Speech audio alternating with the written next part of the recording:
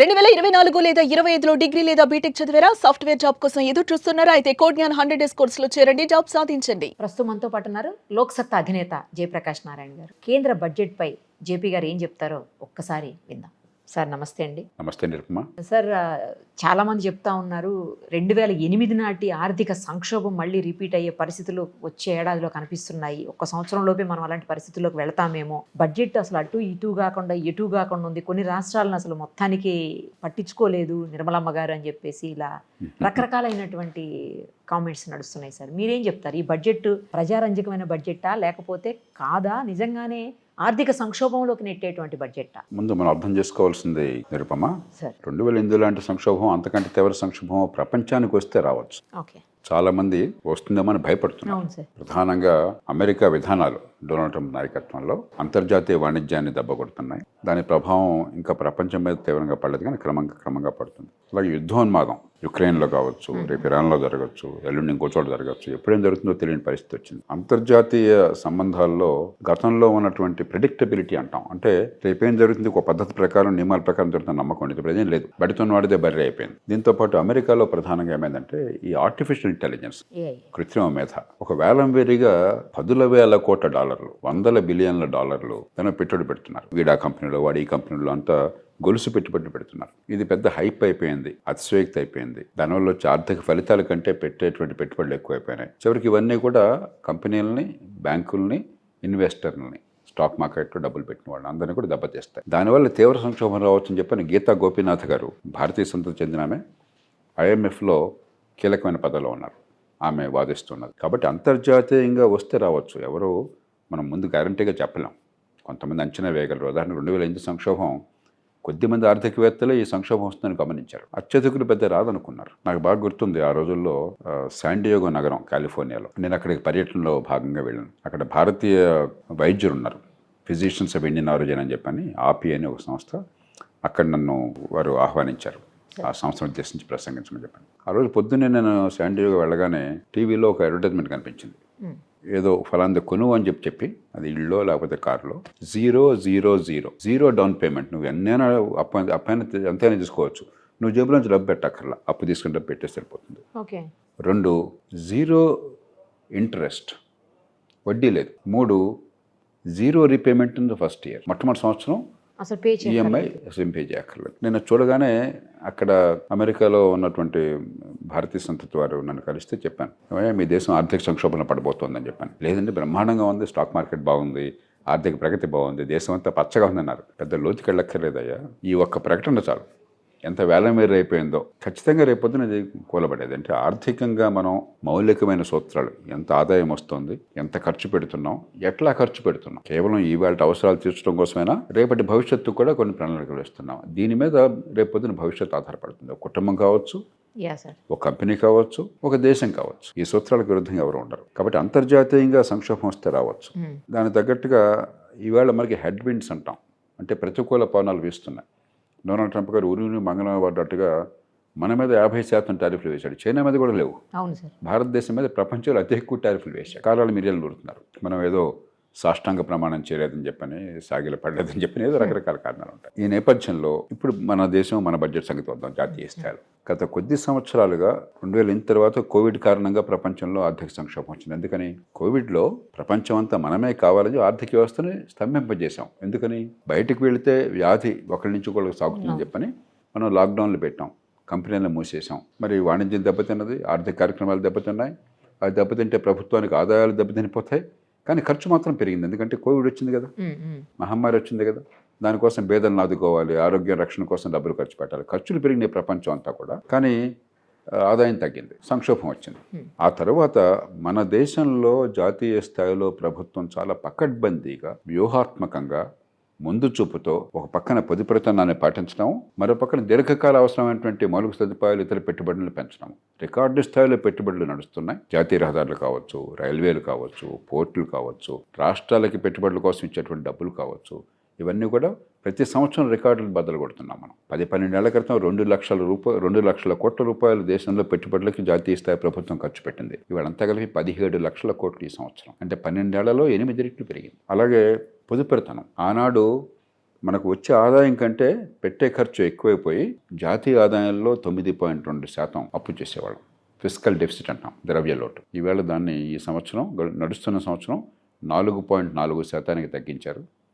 వచ్చే ఏడాది 4.3% తగ్గు. మొత్తం అప్పుల భారం జాతీయ ఆదాయంలో ఆనాడు 61-62% వెళ్ళింది జాతీయ స్థాయిలో ప్రభుత్వానికి. ఇప్పుడు 55% తగ్గిపోయింది. అది 50% తగ్గించబోతున్నారు. ఈ బడ్జెట్లో గతంలో ఉన్నటువంటి ఏదైతే ఒక మార్గాన్ని చూపెట్టారో ఆ మార్గాన్ని తూచా తప్పకుండా చిత్తశుద్ధితో అనుసరించారు.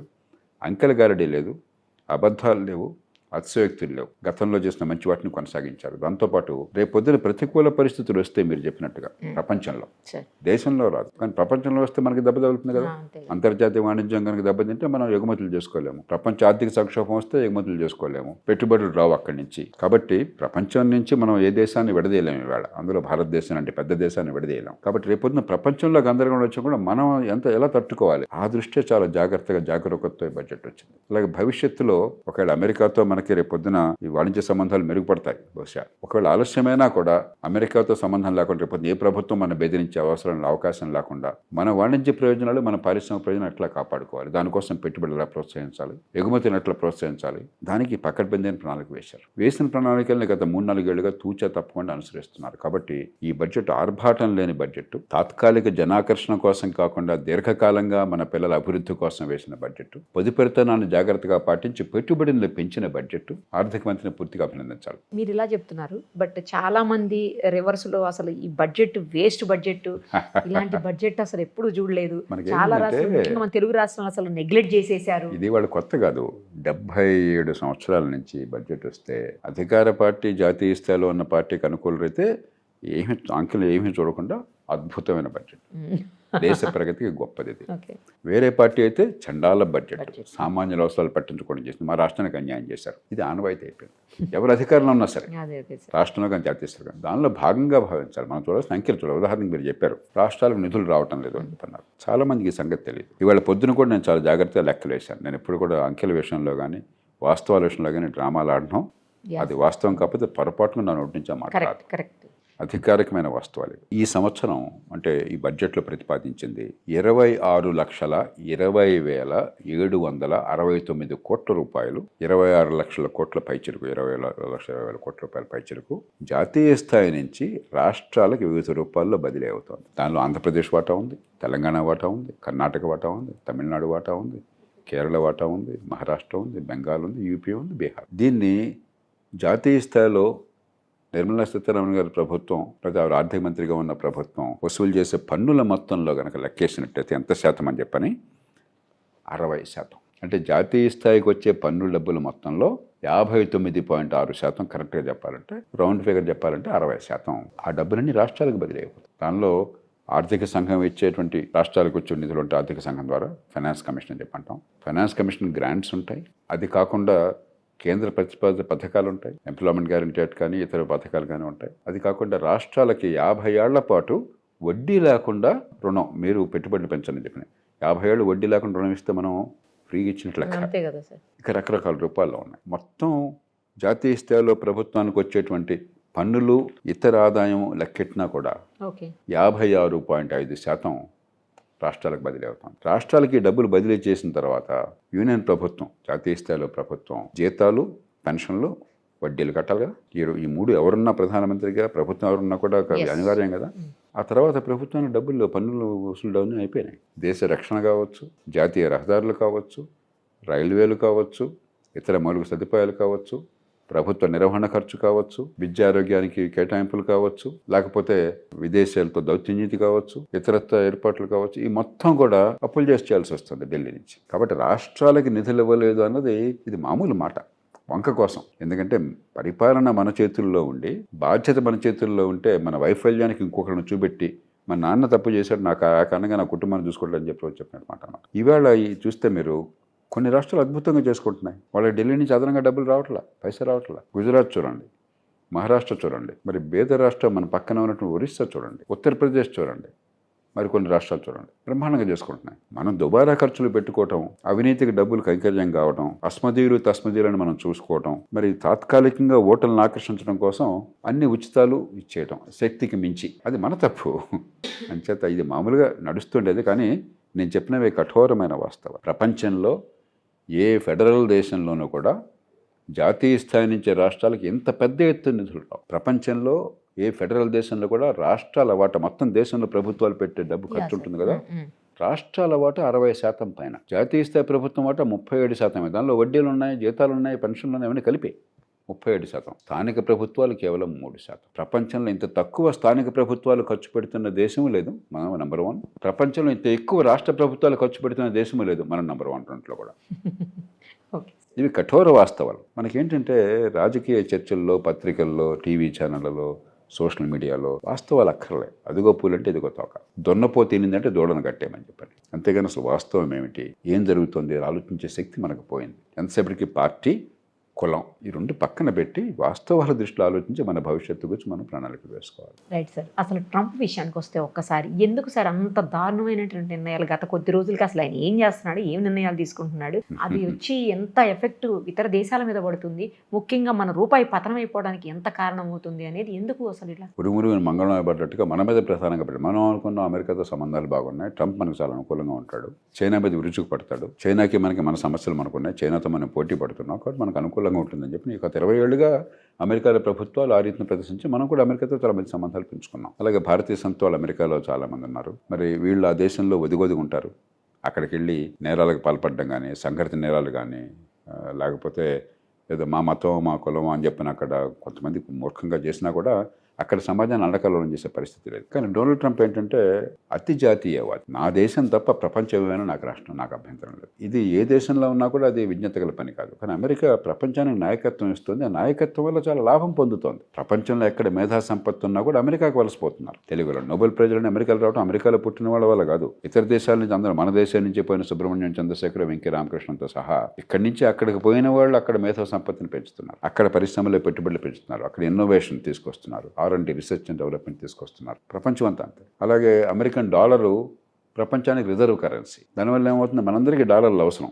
మనం ఏదైనా వస్తువు కొనాలంటే డాలర్ అవసరం, ఇంకొకటి మన నుంచి వస్తువు కొనాలంటే డాలర్ అవసరం. కాబట్టి డాలర్ గిరాకీ ఎప్పుడైతే ఉన్నదో అమెరికాలో వినియోగదారులకి, ప్రజలకి, ప్రభుత్వానికి చాలా లాభం చేకూరుతుంది.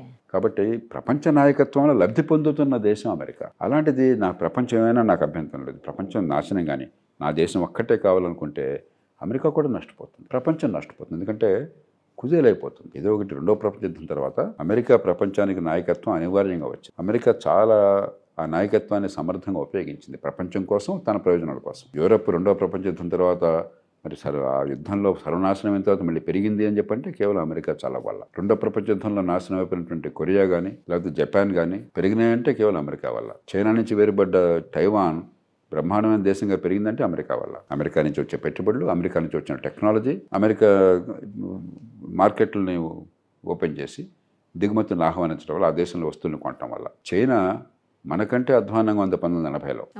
ఇంత అద్భుతంగా ఎదిగింది అని చెప్పంటే అమెరికా పెట్టుబడులు, అమెరికా టెక్నాలజీ, అమెరికా మార్కెట్. కాబట్టి ప్రపంచంలో గత 70 ఏళ్లలో తప్పులు జరిగినా కూడా అమెరికా చాలా మంచికి కారణమైంది. ఇప్పుడు దాని మొత్తాన్ని పక్కన పెట్టి అటు అమెరికాకి, ప్రపంచానికి గందరగోళంగా తయారైనాడు. అది అంతర్గతమైన రాజకీయ సమస్యలు కాబట్టి అక్కడ నాయకత్వం గురించి మనం మాట్లాడలేం. ఆ ప్రజలు నిర్ణయించుకోవాలి చివరికి లాభమా నష్టమా అని చెప్పన్నది. ఈలోగా మనం తట్టుకోవాలి, మన ప్రజలను మనం కాపాడుకోవాలి. ఇప్పుడు ఇంకో దేశంలో ఎవరు రాష్ట్రపతి, వాళ్ళ విధానాలంటే మనం శాసించడం. మనం ఏం చేస్తాం, మనం శాసించడం పొద్దుపడితనాన్ని పాటిస్తామా, భవిష్యత్తు కోసం పెట్టుబడులు పెడతామా, లేకపోతే ఈవేళ రాజకీయ లబ్ధి కోసం చెప్పి డబ్బుల్ని తగలేస్తామా, మన పిల్లల నైపుణ్యాన్ని పెంచుతామా, మంచి విద్య అందిస్తామా.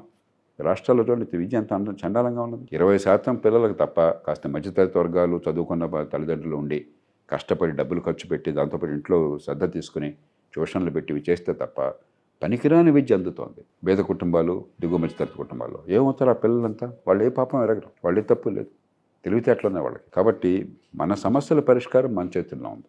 మనం ఏం చేస్తాం మన చేతుల్లో ఉంది, వాళ్ళు ఏం చేస్తారో మన చేతుల్లో లేదు.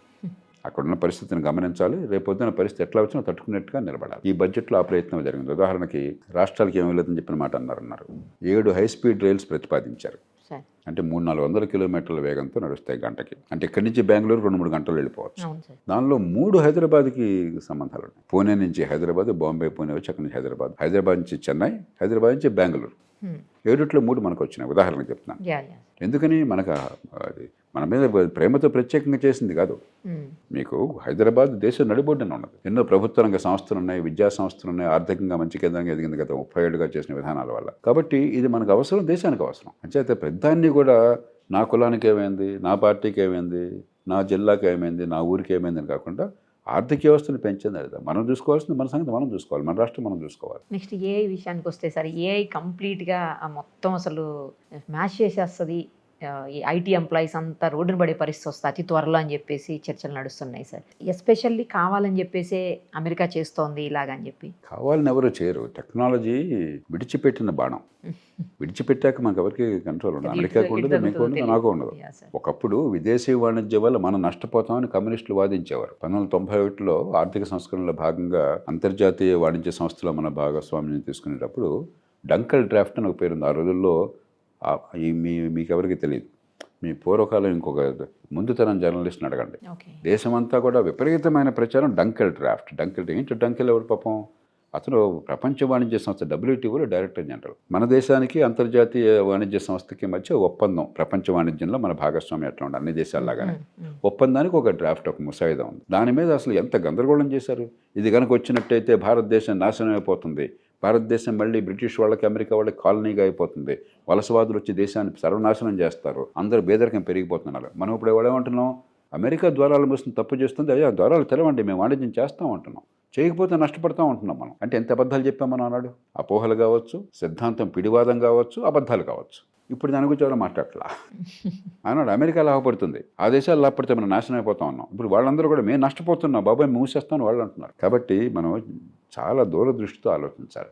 ఏదో ఎడ్డవంటే తెడ్డం జనానికి పద్ధతిగా తెలియదు కదా, పాపం అమాయకులు కదా. ఏదో కొంతకాలం కొన్ని మాటలు మాట్లాడుతున్నాం, అదే మాటలు ప్రజల్లోకి వచ్చినాయి, పడికట్టు పదాలు వచ్చేసినాయి, ఆ పదాలు వాడేస్తే సరిపోతున్నాను దీనిలో ఉన్నాం. అంచేత ప్రపంచంలో ఈ దేశం ఆ దేశం అన్న తేడా లేదు.